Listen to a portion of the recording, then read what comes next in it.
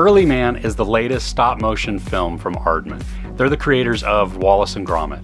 And Wallace and Gromit is fun, hilarious, just really well done. This story, though, in Early Man, is the story of these cavemen, these prehistoric men and women of a tribe who encounter the Bronze Age. The tribe of prehistoric men is led by Doug, and he's played by Eddie Redmayne.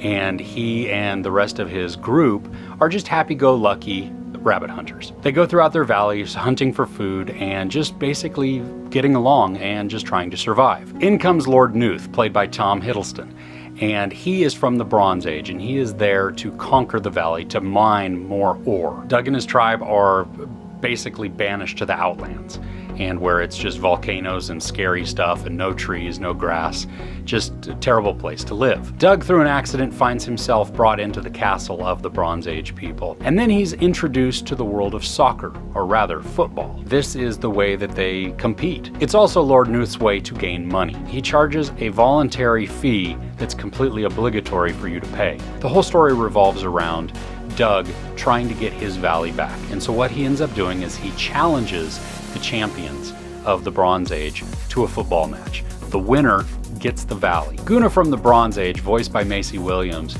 helps train Doug and his friends in football. You get to see them go from terrible to not too bad and become a team as the movie progresses. That's one of the messages throughout this film, is just the teamwork and the belonging and the working together. The detail work on this claymation stop motion film is phenomenal. You get to see the fingerprints in the clay as they manipulated the facial features of these characters.